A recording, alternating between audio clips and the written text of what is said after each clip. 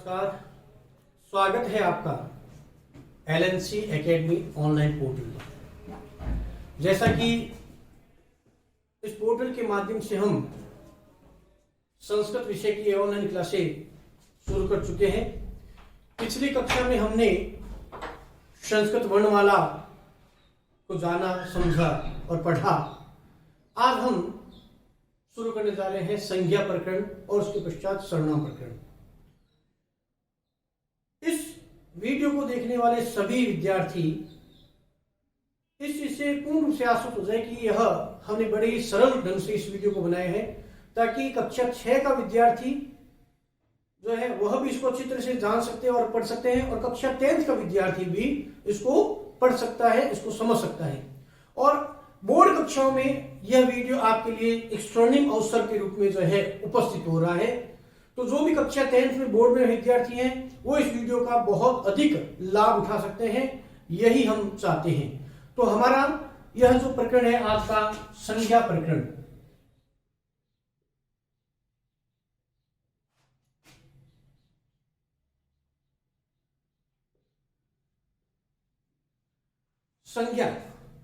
संज्ञा किसे कहते हैं, संज्ञा में क्या क्या आते हैं वो हम समझेंगे।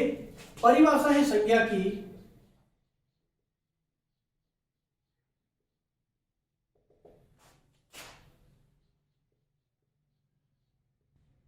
किसी भी व्यक्ति, वस्तु, स्थान आदि के नाम को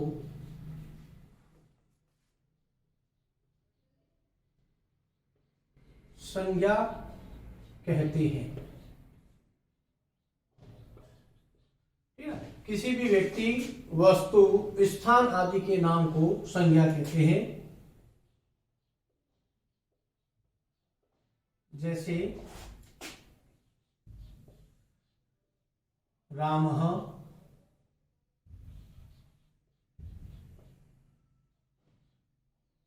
कलमम,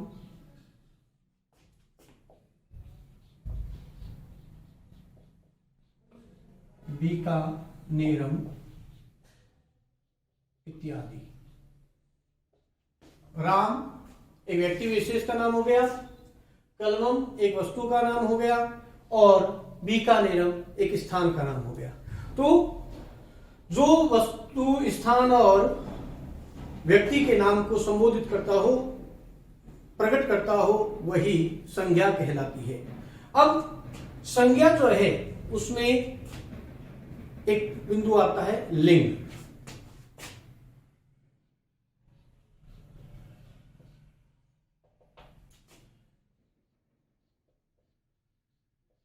संज्ञा के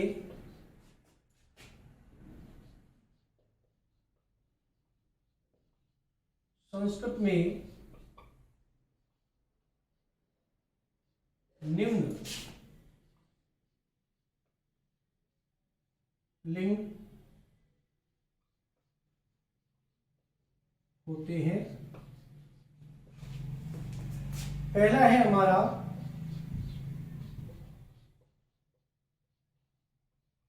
पुल्लिंग, दूसरा है हमारा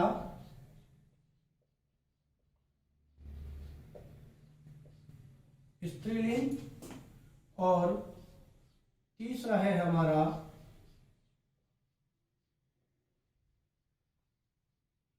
नपुंसकलिंग।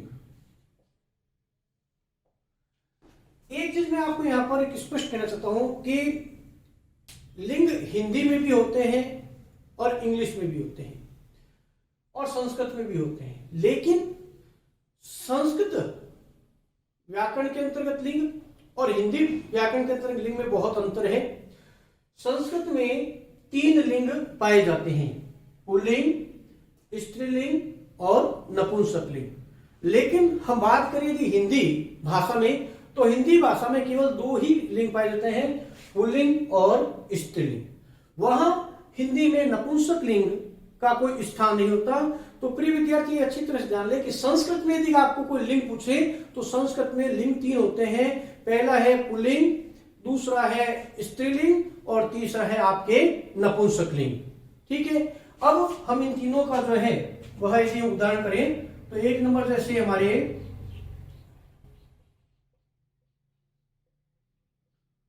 पुल्लिंग, तो उसमें बालकः, रामः, विवेकः, विद्यालयः, वृक्षः इत्यादि। ठीक है, अब हम चलते हैं स्त्रीलिंग में।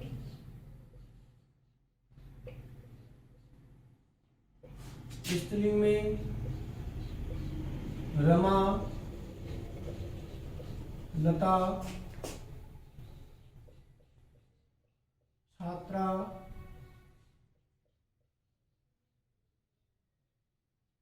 बालिका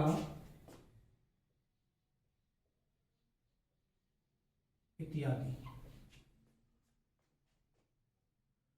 फिर 3 नंबर में हमारा आता है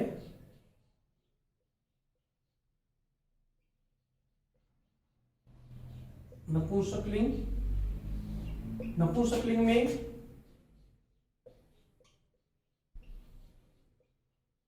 पुस्तकम,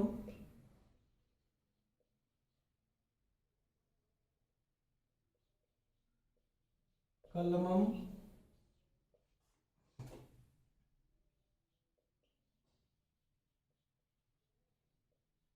बीकानेरम, पत्रम, गृहम, पुष्पम इत्यादि। देखिए प्रिय विद्यार्थी, कुछ ऐसे शब्द हैं जिनका हम हिंदी भाषा में भी पुल्लिंग में प्रयोग करते हैं, लेकिन संस्कृत भाषा में उनका प्रयोग नपुंसकलिंग के अंतर्गत किया जाता है। जैसे हिंदी में हम पुस्तक का, कलम का, पत्र का, गृह का, ये जो है पुल्लिंग में ही प्रयोग किया जाता है, लेकिन संस्कृत भाषा में इन शब्दों का प्रयोग केवल मात्र नपुंसकलिंग में होता है। तो ये अंतर है हिंदी भाषा और संस्कृत भाषा के लिंगों में, क्योंकि जो नपुंसकलिंग में जो शब्द है वही शब्द हिंदी में पुल्लिंग के अंतर्गत पाए जाते हैं। तो ये विशेष ध्यान रखने योग्य है कि दोनों भाषाओं में लिंग का अंतर है। तो संस्कृत में लिंग 3 है, पुल्लिंग, स्त्रीलिंग और नपुंसकलिंग। तो ये संज्ञा प्रकरण के अंतर्गत हमने पहले संज्ञा की परिभाषा समझी, उसके बाद संज्ञा में हमने नाम लिए। अब संज्ञा में जो लिंग होते हैं उन लिंगों का हमने यहाँ पर अच्छी तरह से अध्ययन किया है कि लिंग 3 प्रकार के होते हैं संस्कृत में, पुल्लिंग, स्त्रीलिंग और नपुंसकलिंग। फिर हमने यहाँ पर तीनों का वर्गीकरण किया है। अब संज्ञा के बाद में हमारा आता है मूल आधार जो है सर्वनाम। तो हम अब सर्वनाम के बारे में समझेंगे।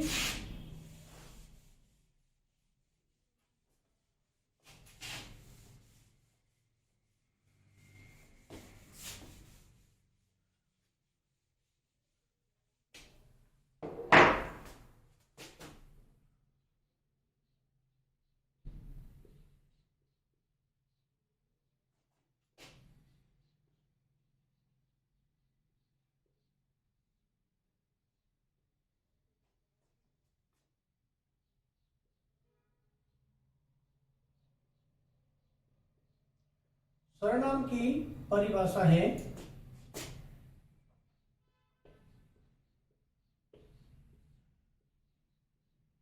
ऐसे शब्द जो किसी संज्ञा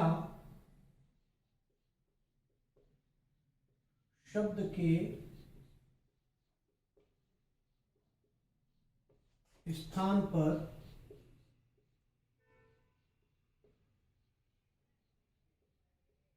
प्रयुक्त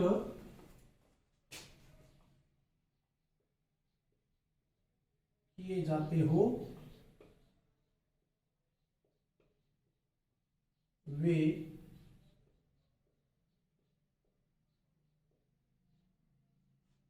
सर्वनाम कहलाते हैं। है ना, कि ऐसे शब्द जो किसी संज्ञा शब्द के स्थान पर प्रयुक्त होते हो या प्रयुक्त किए जाते हो वे सर्वनाम कहलाते हैं। ठीक है, जैसे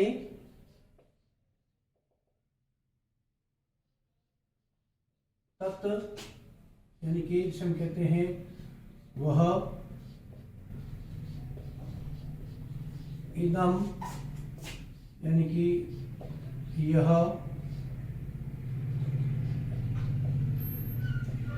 अस्मत् यानी कि हम,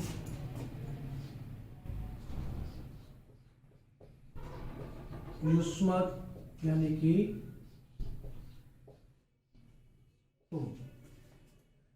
ये अब देखो, वह, यह, हम, तुम, ये हम किसी न किसी संज्ञा पद के स्थान पर प्रयोग करते रहते हैं।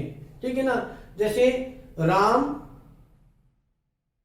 विद्यालय में पढ़ता था, वह प्रतिदिन अपना अध्ययन कार्य पूर्ण करता था। अब यहां पर ये जो वह शब्द है वह आया हुआ है राम के स्थान पर, तो यह वह क्या हो गया, सर्वनाम हो गया। क्यों? क्योंकि राम संज्ञा पद था, इससे उससे पूर्व पंक्ति में राम जो है वो संज्ञा पद था, उस राम नामक संज्ञा पद के स्थान पर फिर अगली पंक्ति में वह शब्द आया, तो इसलिए यह जो है एक सर्वनाम वाचक शब्द हो गया, एक सर्वनाम शब्द हो गया। तो सीधा सरल है कि जो शब्द संज्ञा के स्थान पर प्रयुक्त किए जाते हो वो हमेशा सर्वनाम कहलाते हैं। अब रही बात, ये तत्, ये इदम, ये अस्मत्, ये युष्मत्, ये क्या है? ये एक शब्द है, सर्वनाम शब्द है और इनका भी लिंग है। ठीक है, तो इनके भी तीनों लिंग हैं। तत् भी जो है वो तीनों लिंग होता है, क्योंकि तत् के भी तीनों लिंग है, पुल्लिंग, स्त्रीलिंग और नपुंसकलिंग। इदम के भी तीनों लिंग है। ठीक है ना, लेकिन अस्मत् और युष्मत् इनका कोई लिंग नहीं होता। ठीक है ना, विशेष रूप में पुनः कह रहा हूं, अस्मत् और युष्मत् ये जो सर्वनाम पद हैं इनका कोई लिंग नहीं था। पुल्लिंग के लिए भी वही शब्द प्रयोग होगा जो स्त्रीलिंग के लिए होता है। तो ये हम आज पढ़ते हैं, फिर इसके बारे में तत् शब्दों के लिंग। अब है, पहले हम लिखते हैं तत्। तत् का अर्थ होता है वह। अब हमेशा ध्यान रखना चाहिए कि कोई भी शब्द है उसके तीन प्रकार के वचन होते हैं, एक वचन, द्विवचन और बहुवचन। ठीक है, तो इनके सर्वनाम शब्दों में भी यही वचन होंगे, एक वचन,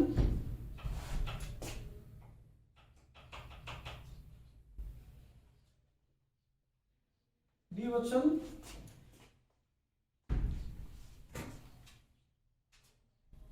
बहुवचन। ठीक है, अब हम चलते हैं तत् में। पुल्लिंग, पुल्लिंग में एक वचन में आता है शह, द्विवचन में आता है तो, और बहुवचन में आता है ते।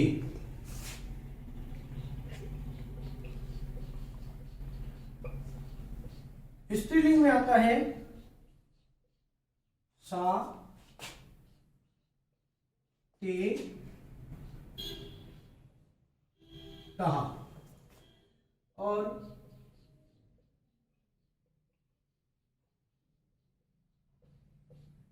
नपुंसकलिंग में आता है तत्, ते, तानी। अब इसका आगे अर्थ करें तो वह,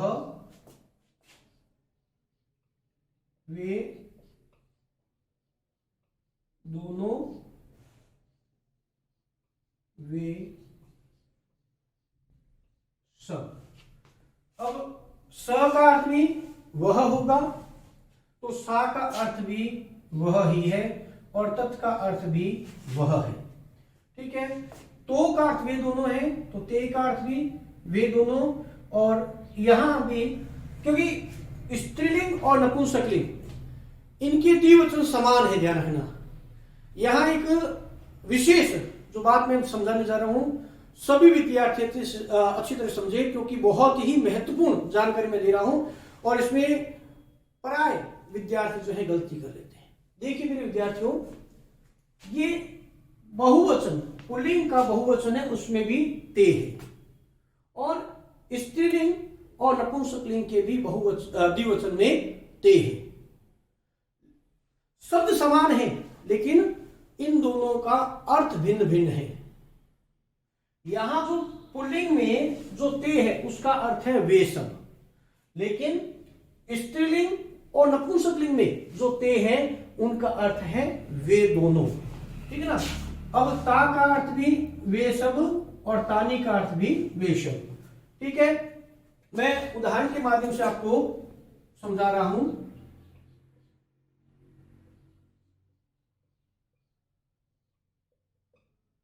जैसे वह बालक है, ठीक है। अब ये वह बालक है, बालक जो है वह एक पुल्लिंग शब्द है, तो पुल्लिंग ये वह जो है वो पुल्लिंग के लिए है, तो वह को कहेंगे हम सह, तो इसका अर्थ क्या हो गया शह, और बालक का हम लिख देंगे बालकः, शह बालकः अस्ति, ठीक है। ये तो हो गया सामान्य। अब मैं जो ते का उदाहरण दे रहा हूं, वे सब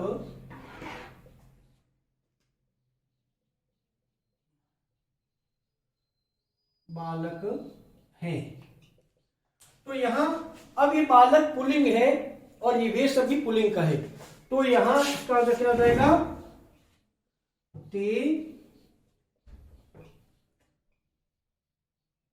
बालकः सन्ति, ठीक है। लेकिन मैं यदि यहां पर ये लिखूं वे दोनों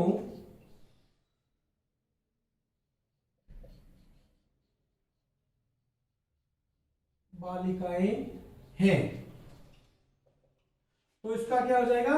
अब ये देखो, ये बालिकाएं जो है ये स्त्रीलिंग है, तो स्त्रीलिंग के वे दोनों आती है ते, तो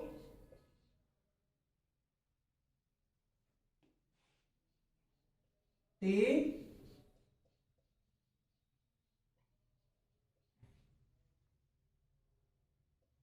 बालिके स्तः, ये इसका हो गया। अब पर्याय ये चीज समझ में है कि यदि हमारे पास में समान शब्द हैं ते और ते, और हमें ये पता नहीं है कि यहां पर ते का अर्थ क्या होगा, तो हमें उस संज्ञा पद को देखना है कि वह पुल्लिंग का है या वह स्त्रीलिंग का। कभी कभी हम क्रिया की जो है उसको भी ध्यान रखते हैं कि क्रिया यदि बहुवचन की है तो ते पुल्लिंग का हो जाएगा, और यदि क्रिया द्विवचन की है तो ते जो है वह स्त्रीलिंग का हो जाएगा, ठीक है। तो ये हमारा था संज्ञा प्रकरण का, सर्वनाम प्रकरण का तत्शब्द। आगे हम जो है इसी प्रकार इदम शब्द का, अश्मत शब्द का और युष्मत शब्द का भी जो है आपको इस ऑनलाइन पोर्टल के माध्यम से जो है अध्ययन कराते रहेंगे। मेरा यही आपको सुझाव है कि जो भी इस वीडियो को देखे अच्छी तरह से देखे, आगे जो है शेयर करें, ताकि आपके द्वारा एक अच्छा कार्य हो, हर विद्यार्थी को सरलता से जो है ये चीजें समझ में आ जाए, और वह कक्षा 10 में, मैं विशेष रूप से देखो एक बात पर जोर दे रहा हूं कि कक्षा 10 के विद्यार्थी तो इस वीडियो को अधिक से अधिक देखें, क्योंकि मैं आगे आपके जो बोर्ड में वर्तमान समय में जो बोर्ड का जो भी सिलेबस है वो सारा सिलेबस भी जो है इसमें कवर किया जाएगा। इसलिए आपके लिए एक बहुत अच्छा अवसर मिल रहा है कि आपको घर बैठे जो है कक्षा 10, यह कि राजस्थान माध्यमिक शिक्षा बोर्ड के द्वारा 53 नंबर का व्याकरण का प्रकरण है, जिसमें रचनात्मक और व्याकरणात्मक दोनों हैं। तो आप यदि इस वीडियो को अच्छी तरह से देखेंगे और समझेंगे तो आपके लगभग 70% बोर्ड की 80 में से 70% नंबर 67% जो है वो आपको इस वीडियो के माध्यम से आपके तैयार हो जाएगा। लाभ उठाते रहिए, आप भी उठाइए और दूसरों को भी लाभ दें। यही है। Thank you.